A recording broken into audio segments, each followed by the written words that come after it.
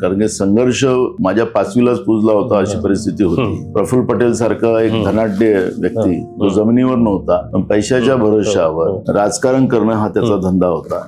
आणि विलासरावांच्या मंत्रिमंडळात मला 2दा कॅबिनेट बनण्याचा संधी आली. पण हे जी पॉलिसी होती राष्ट्रवादीची त्यावेळेस, ही काँग्रेसची जी चांगली लिडरशिप आहे ती पुढे येऊ द्यायची नाही आणि तिला तिथंच संपवायचं. ही जी पॉलिसी राष्ट्रवादीची त्या काळातली होती त्याच्यामध्ये मी सुद्धा मोहरा ठरलो आणि दिल्लीमध्ये माझं नाव कापण्याची व्यवस्था यांच्या माध्यमातून होत होती. मग मी पूर्ण तयारी सुरू केली. मी या प्रफुल्ल पटेललाच आता ठिकाणावर लावायचं हा निर्णय घेतला, कारण की हा आमच्या जिल्ह्याच्या विकासासाठी महत्वाचा हे अडचण निर्माण करतो आणि म्हणून मी याच्याच विरोधात लढायचं असं ठरलं. पण मला त्या प्रफुल्ल पटेलच्या याच्यामध्ये मला जावं लागलं आणि त्याला पाळायचं असं ठरलं. पाळलं त्याला. मग इकडे मोदी सोबत झगडे झालेत आणि 2017 मध्ये खासदारकीचा राजीनामा टाकला. 2.5 वर्ष पुन्हा खासदारकी होती.